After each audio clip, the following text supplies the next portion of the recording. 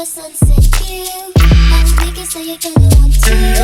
Get your arms involved. Hey guys, it's your girl Ali Kelly coming back at you with another video, and we are on the floor because today you're going to be meeting my puppy Django. This video is long overdue. Whenever I try to film it, he doesn't like to sit still long enough to be on camera. He actually hates the camera. Every time I try to take a picture or a video of him, he'll stop doing whatever he's doing that makes him want to take a picture or a video, and he won't look at it ever. So you really gotta catch him off guard. But I don't think he realizes I'm recording him. He will eventually, and he'll move.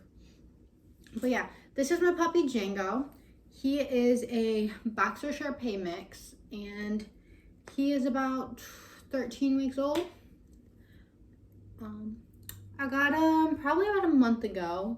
Me and my boyfriend did. He was staying with me at the time, so it was meant to be our dog, and he ended up moving out a lot sooner than we were planning on him moving out. So now he's my dog. Technically still Michael's dog too, but he's not really here as much. I mean, he's still here a lot, but like not as often as me. So I'm making this video just to introduce you guys to my new baby and tell you guys about what it's like actually having a puppy. Inform you on the process before you make this decision, because I kind of just jumped into this talking about getting an apartment, and Michael was gonna stay with me until him and his friends found one. So once we started talking about that, I made a joke like, what if we get a puppy? And at first he was like, no. And then he started warming up to the idea, and I was just joking. I mean, of course I want a puppy, but like I didn't think that I'd be able to take care of one while being in college and working like 30 hours a week to be able to afford an apartment and college. But here I am with a puppy. So it's actually, I don't want to say it's easy. I've figured out a system that works for me, which makes it feel pretty easy, but I don't want to say it's easy. And then like it all depends on the dog. Like Django is a pretty simple animal to take care of. He gets pretty hyper, which is a little annoying, but he's actually pretty much potty trained already, so there's not much to complain about. Taking care of him, I have a chart that I found on the internet. I'm not sure how accurate it is, but that's what I'm going by for how often I feed him, how many times, how much I feed him, like all of that, and like when to switch him to hard food. He's been on hard food for about a week now.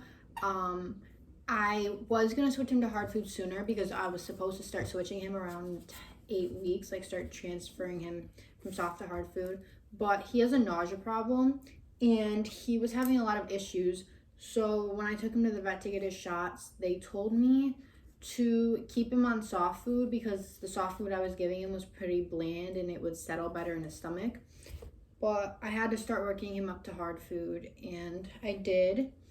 And now he eats hard food and he's doing great. I feed him 4 times a day. I feed him 1/3 cup of food every day.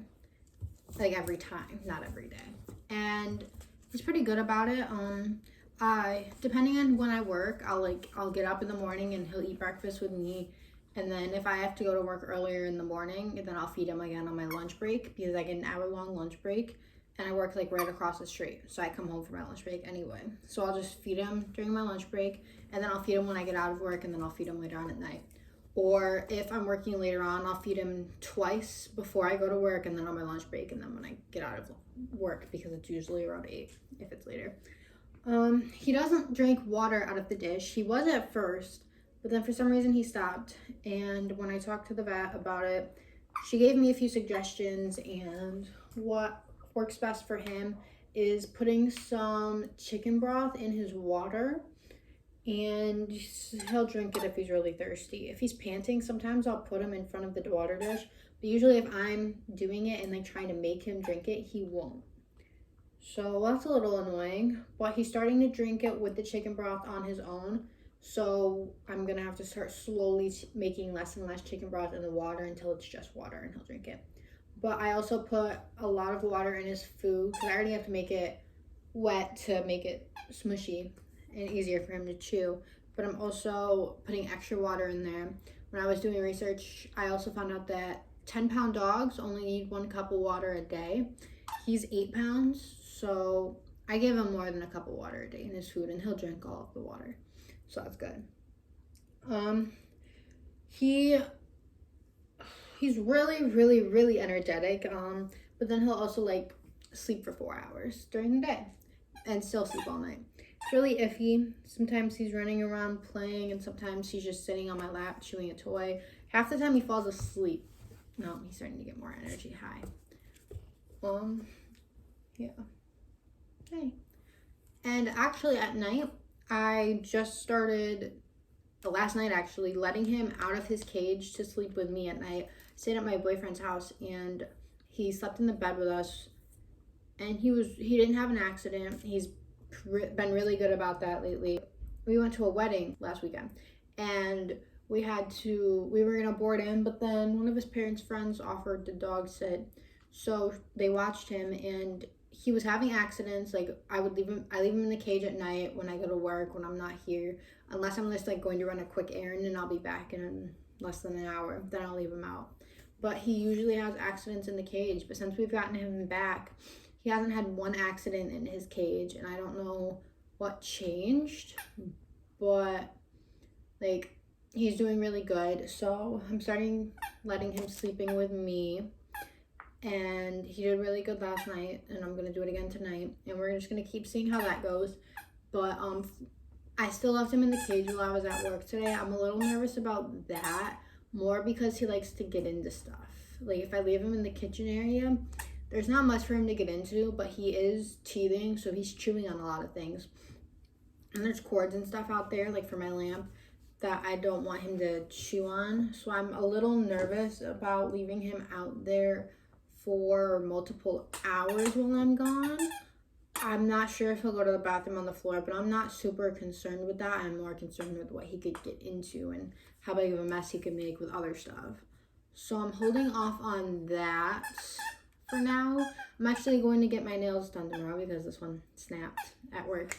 And I'm going to be gone for probably about 2.5 hours. And I'm going to leave him out and see how he does. But I am going to move the lamp in here so he can't chew on the cord. I don't think there's any other cords he can reach. So we're going to see how he does there. But, I mean, yeah, that's basically it. Oh yeah, I do take him out every 2-ish hours. I don't do exact times anymore. I used to, but now I'm just like, all right, he's not having accidents in the house, so I'll just take him out when it looks like he needs to go out.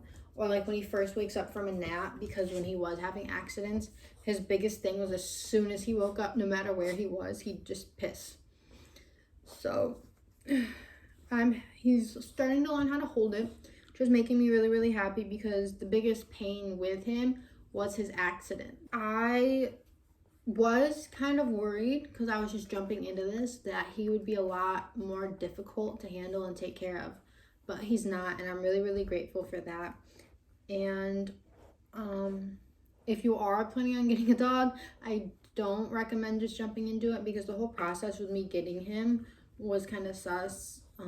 I joined a bunch of Facebook groups for like people selling animals, and a bunch of those people had like weird qualities that just made it seem like it was fake. And the lady I actually got him from, she made me send her half of the payment before I even got there. So if she was scamming me, she would have gotten half of the money, and then me and my boyfriend would waste gas money going out there to get him. So you definitely have to be careful. I took so many precautions. I had her send me pictures with Django. I had her send me pictures of her ID, and to like match with the address that she said, make sure her name was real. And I checked her Facebook profile really well, and she looked like a normal, trustworthy person. So I just had a gut feeling that it was going to be okay. I was still nervous about it because I already paid half the money in advance, so I'd be out that money. And everything that I bought, 'cause like we bought all of the dog stuff the night before. So that would have sucked. So be very careful when you're buying a dog. It was so hard for me to find because we wanted a male dog. My boyfriend suggested we name him Django, and for some reason I fell in love with that name. So we decided we wanted a boy, and so everybody that I found that was like a trustworthy seeming person. What are you doing?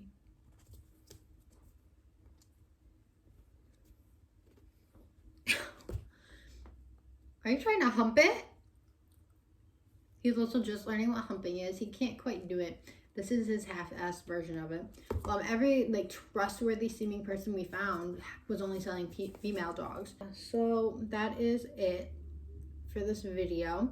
If you guys enjoyed it, please give it a thumbs up. If you didn't, give it a thumbs down. You're just being honest.